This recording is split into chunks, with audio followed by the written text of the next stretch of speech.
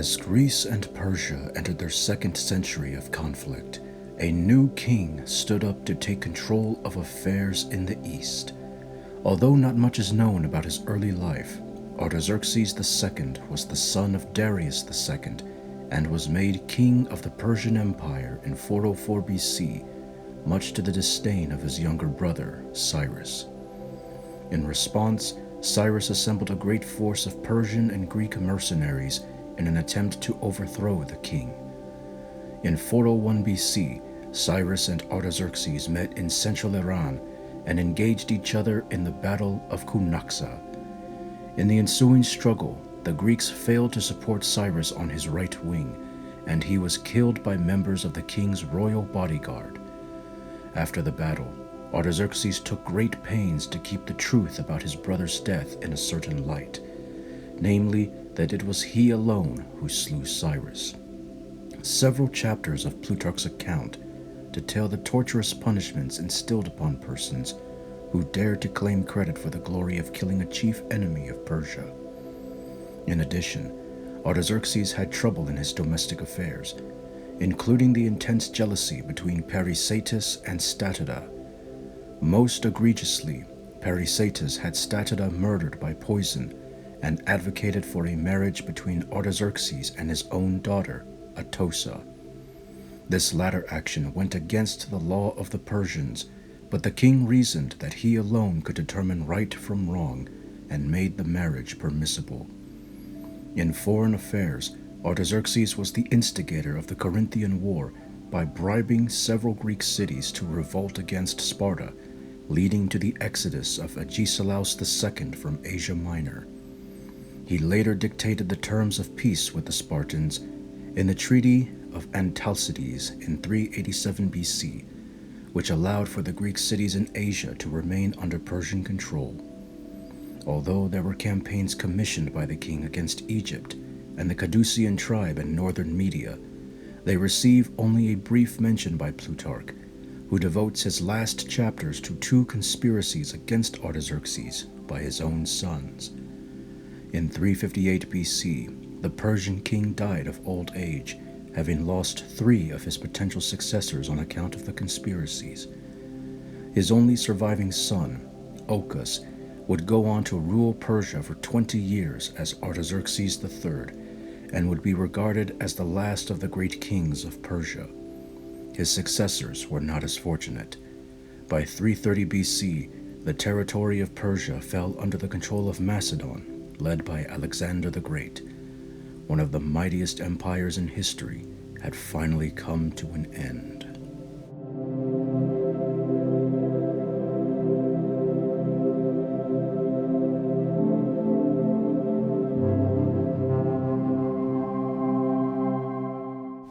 By 270 BC, sensing the kingdom of Macedon was losing its old dominance, the remnants of ancient Greece attempted to recover the glories of their forefathers. In the south, a new confederation known as the Achaean League aimed to unify the city-states of Peloponnese against their old enemy. From the city of Sicyon came a man named Aratus, who began his life as an exile after the death of his father. In 251 BC, having received his education in the city of Argos, he plotted to take back his home from the despot who controlled it. In a brilliant display of warfare tactics, Aratus and his small band of soldiers scaled the walls of Sicyon and captured the city during the night without shedding any blood on either side. According to Plutarch, Aratus spent the next several years restoring exiles to Sicyon, stabilizing its economy through an alliance with Egypt, and bringing the city into the Achaean League. This latter move allowed for Aratus to become a prominent political figure, and in 245 BC, he was elected strategos to the League. One of his first actions as strategos was to capture the Acrocorinth, a powerful citadel near the city of Corinth. His reasoning for this was to push the Macedonians out of the Peloponnese and bring the city into the League.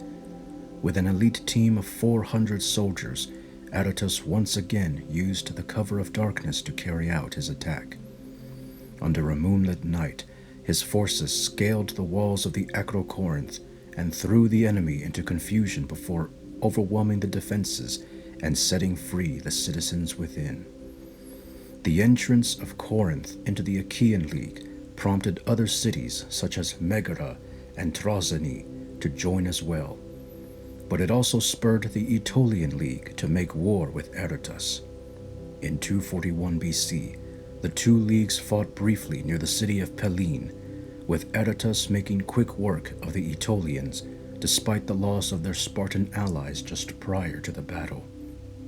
Following this success, Aratus made several attempts to set free the city of Argos from despotic rule, but not even the death of their tyrant, Aristippus, was enough for the citizens to retake their city.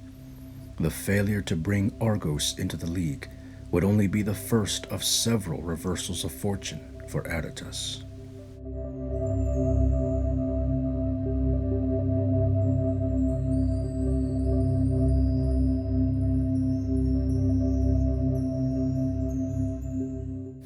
The city of Athens became the next target for Aratus to liberate.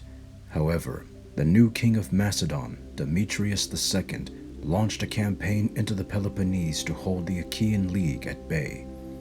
But by 229 BC, neither man would achieve his objective. The death of Demetrius led to a regime change in Macedon, and although the Athenians eventually received their freedom, they refused to align themselves with the League. At the same time, other events transpired which threatened the political balance of the region. First, the cities of Argos and Megalopolis were granted entrance into the League. Second, the brief alliance between the Aetolian and Achaean leagues ended. This latter event incited the king of Sparta, Cleomenes III, to make war with Aratus in an attempt to take over the Peloponnese and implement the land reforms of his predecessor, Agis IV. For the next 5 years, Cleomenes ravaged the countryside, capturing many of the principal cities of the Achaean League. He even came close to capturing Sicyon, which prompted Aratus to make the greatest mistake of his career. Negotiations with the Macedonians called for Antigonus III to bring his forces into the Peloponnese, on the condition that the Acrocorinth be surrendered to him. According to Plutarch, this was a great disgrace upon the career of Aratus, as the Macedonians soon began imposing their will upon the League. Nevertheless, the Spartans were put on the defensive. The climactic battle of Salacia in 222 BC forced Cleomenes to return home before fleeing to Egypt for refuge. With Sparta rendered a non-entity, the Aetolian League took the opportunity to make war with Aratus and the Achaeans. After a year of ravaging the territory of Messenia, Aratus called upon the new king of Macedon, Philip V, for assistance. Their initial bond appeared to be symbiotic as the two men eventually forced the Aetolians into a peace settlement. But after this victory, Philip embraced a wicked lifestyle that Aratus was unwilling to indulge in, and he chose to disassociate from the king. It is alleged by Plutarch that this break in the partnership led Philip to have Aratus poisoned by one of his generals. After his death in 213 BC, the Achaean League would continue to thrive under men such as Philopoemen and bring the entire Peloponnese under its control with assistance from Rome. As for Aratus, he is remembered as a man who achieved greatness in practically all that he accomplished, but was plagued by unfortunate circumstances and fickle associations.